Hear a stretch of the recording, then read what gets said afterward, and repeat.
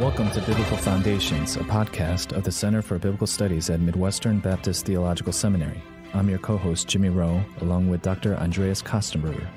Join us as we discuss issues in biblical scholarship for the church. Today, we're here with Dr. Glad, and we've been talking about biblical theology. If we can shift our topic of conversation a bit and discuss the topic of writing commentaries.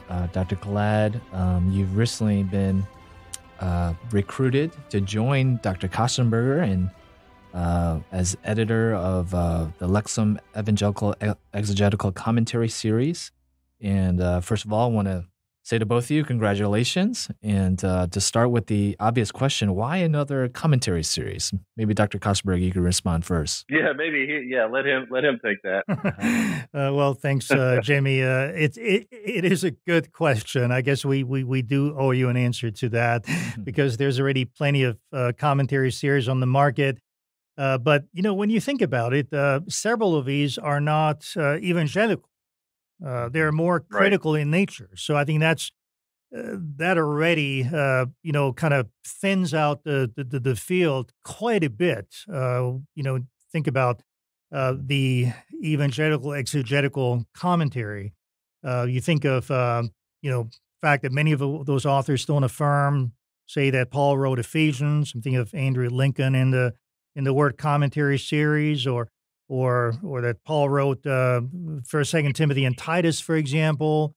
We know that I. Howard Marshall in the ICC series comes agonizingly close, but then still, can't quite get himself to unequivocally affirm that. So I think there's certainly a need for intelligent, thorough evangelical commentary work. And also in recent years, we've increasingly seen the publication of commentaries more for a niche market, application commentaries, cultural background commentaries, literary or story commentaries, expositor commentaries, and so forth, even theological commentaries. As if not every commentary should be theological. Right. So I think there's, again, a need for commentaries that are evangelical and exegetical and biblically based. Yeah, I think it's a great question. I would just affirm everything he said. I do think we're in a new, and Andreas touched on this, we are in a new phase of commentary writing. And I would even say the same thing. It really is a good discussion to have alongside the biblical theology, not just my book, but just biblical theology books in general. And I've been, so somebody, this would be a good article. I'm not going to write it, but this is a good article. It would be to chart why biblical theology right now is exploding. Why is everybody eating up? And it's because of a lot of factors, I believe. There's a ton of hard work done in the late 70s, but really 80s and 90s that got us where we are today. I think of guys like Don Carson, who they just work so hard at putting history and theology and exegesis together really, really well, so that I don't have to repeat that. I can build off of that. So biblical theology and commentaries today, we can stand on guys like that. Like I even think to some extent F.F. Bruce and others, where you can, or R.T. France, especially R.T. France, where you can stand and lean on them. And we are now seeing all of these commentaries and biblical theology sort of, I think, explode because they worked so hard for so many years. And so now when we go back, so now commentaries are reaching, you can have, Lexham can now produce the EEC and say this is squarely evangelical. And it really is a new phase, and we can be confident in that. And I think we can really, and I think the church wants it. I think people will buy it. I think people will read it. Pastors and students and other teachers will really be excited about it. Excellent. So let me throw out a question for both of you then, and Dr. Glad, you can feel free to start us. But what should people expect from a good commentary? What do you see as being the purpose of commentaries in general, and when they pick up a EEC commentary, for example, what should they expect? Right. So I'll continue almost my answer with the previous one is now we are in this new phase, and Andreas and I briefly talked about this via email a while ago, that 20 years ago, and Andreas knows this because he's done the work, but when you would write a robust commentary, you would interact with almost everything written on it. Like you would German, French, everything. You just read, interact. But that was 20 years ago. You can't do that. I mean, you could, but it would be so many volumes. It's just, there's so much literature now. There's so many people working, so much to wade through. It's very difficult. And I'm not quite sure that commentaries will do that again. I don't think that comment, unless everybody's a Craig Keener, I don't think that people can wade through that much secondary literature. So I think now we're sort of going, it's almost a renaissance. Now we're going back. We're just going to talk about the text, and we will interact with some sources, but we're now looking at primary sources, whether it's the Gospels or Paul or whatever, looking at the Old Testament, looking at Second Temple Judaism. Like you're mainly interacting with primary text and only secondary with other commentaries and journals. I don't know if Andreas would probably answer that better than I would. So I think that would be a mark. So that's what I'm saying. In this new phase, that's sort of where I see things going. Yeah, I agree, and you're right, Ben. You and I talked about that, a little bit, just kind of like coalescing with our new assignment there for the EEC. The idea that it's virtually impossible to cover everything, and nor I think our readers expecting that are most helped. Right. If we do that, right. So I agree. You want to be, appropriately strategic in using, the best sources and covering the key issues. And I think that's basically what people want. They want you to have the expertise to know what's important, to help them decide what's important, what's not important. At the same time, I think still they want commentators to be thorough, to not just kind of scratch the surface. Right.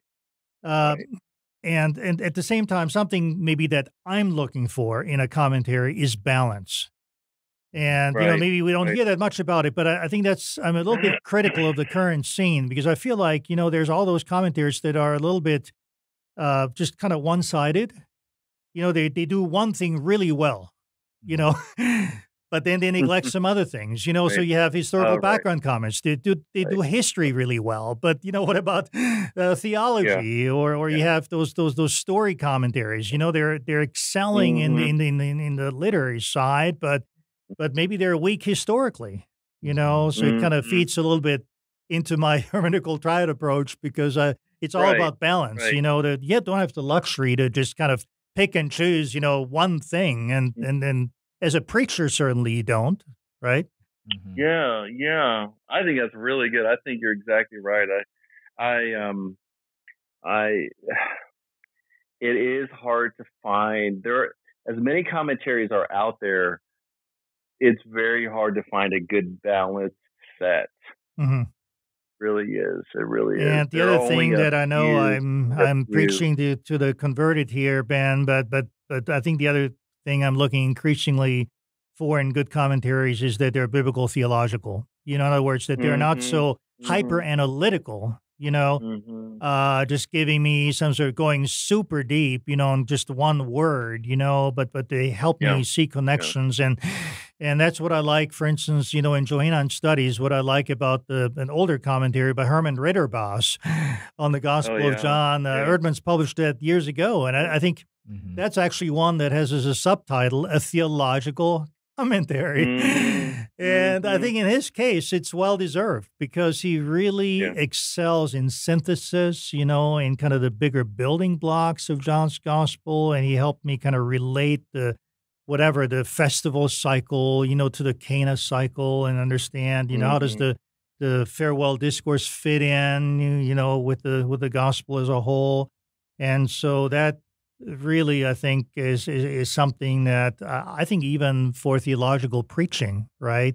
That would be Mm-hmm. just a tremendous asset. And so some of the commentary series now that are focusing on that, and certainly I would very much aspire for the EEC to be also one of those commentaries that are robust in helping preachers and students, see that biblical theological interconnections.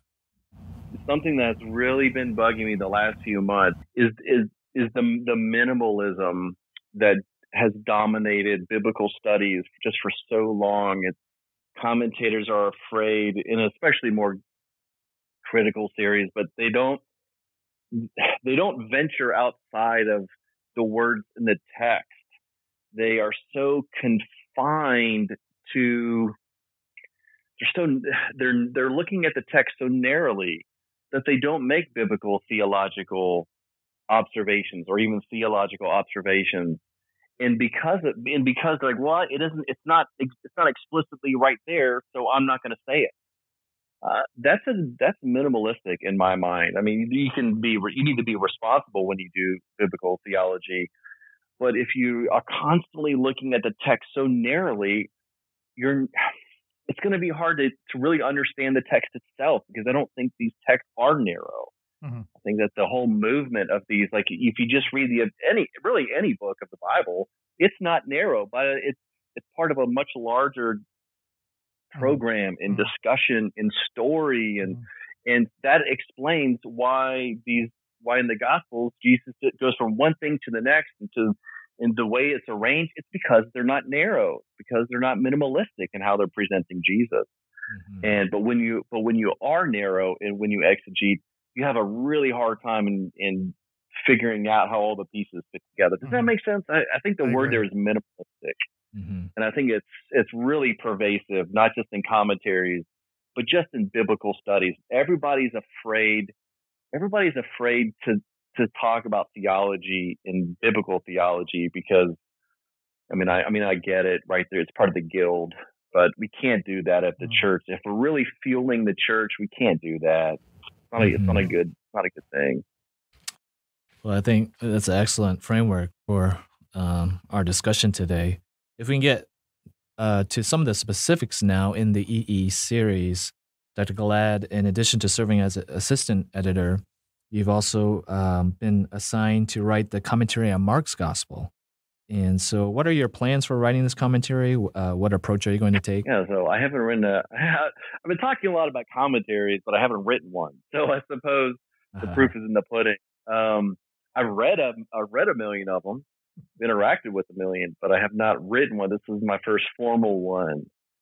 So I am excited and to write a robust one. So as far as my plans are, it's like, well, I'm going to do what I always do. I'm just read the text carefully.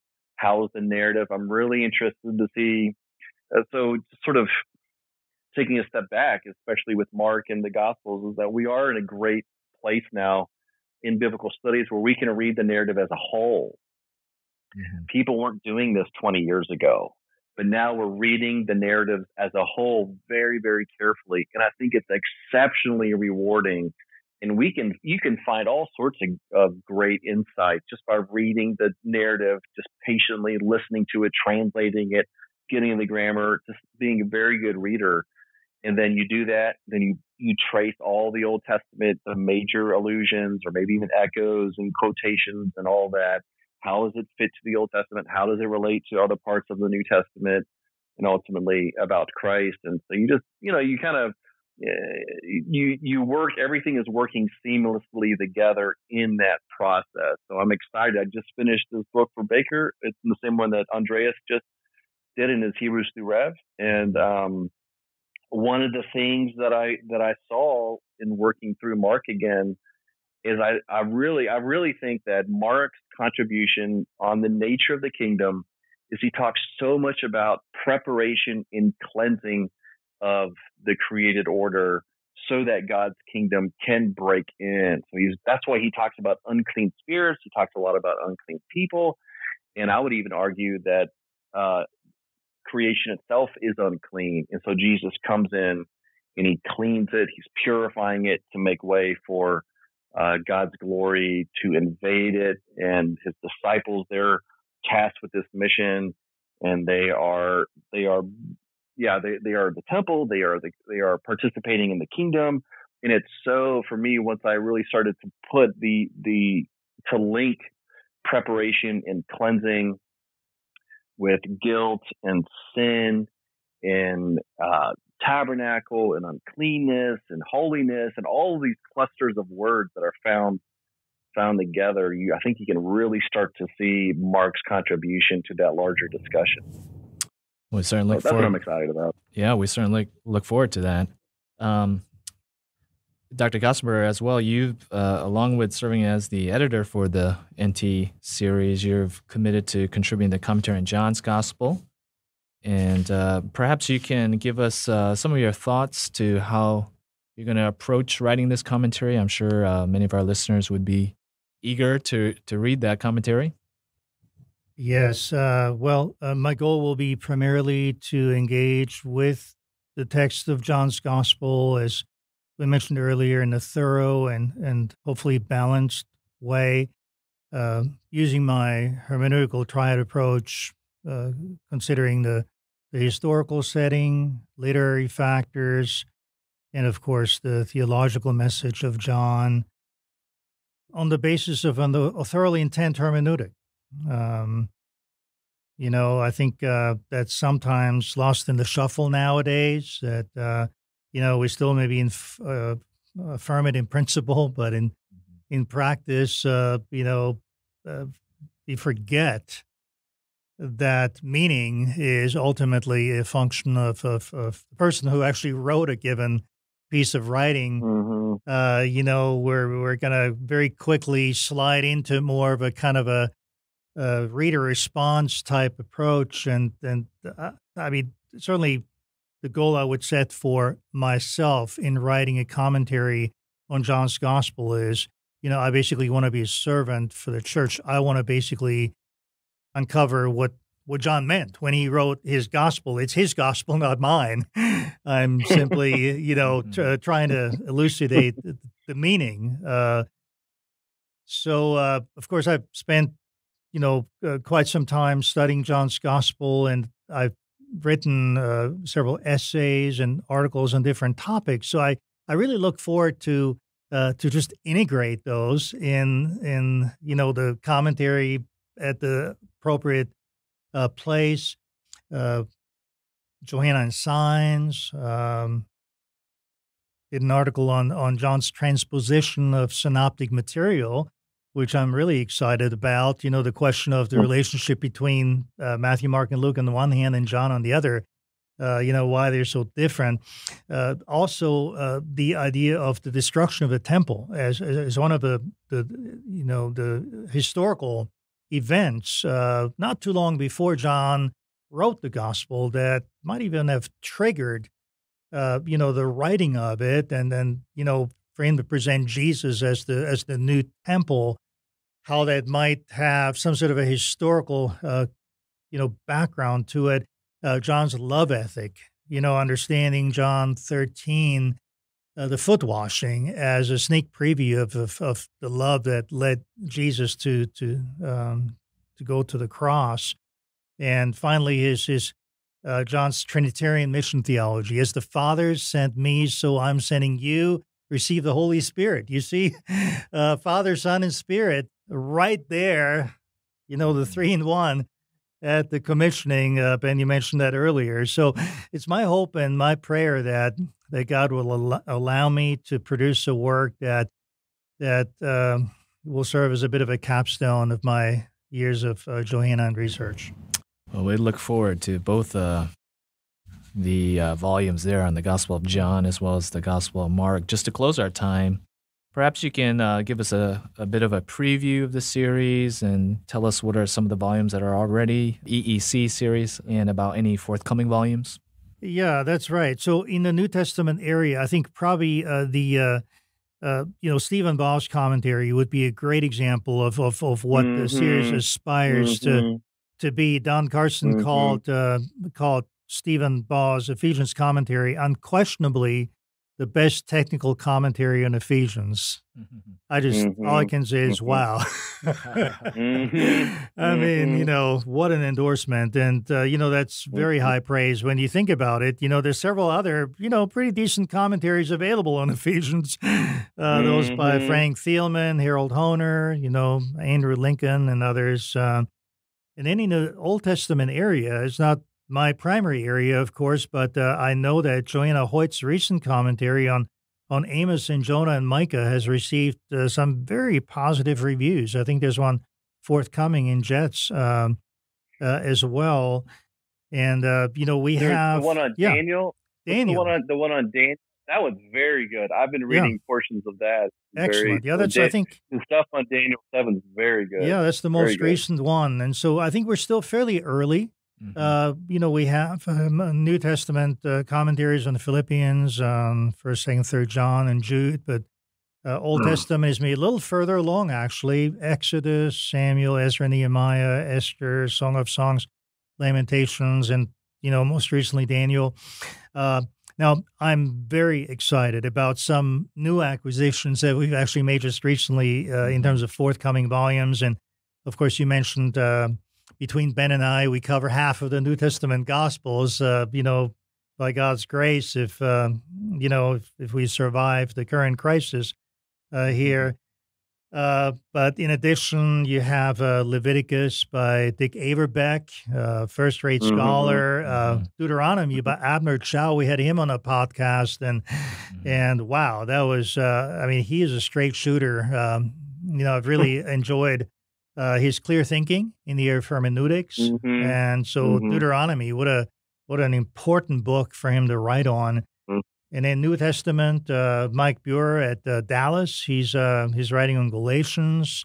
Got Brian Tabb at Bethlehem writing on Thessalonians.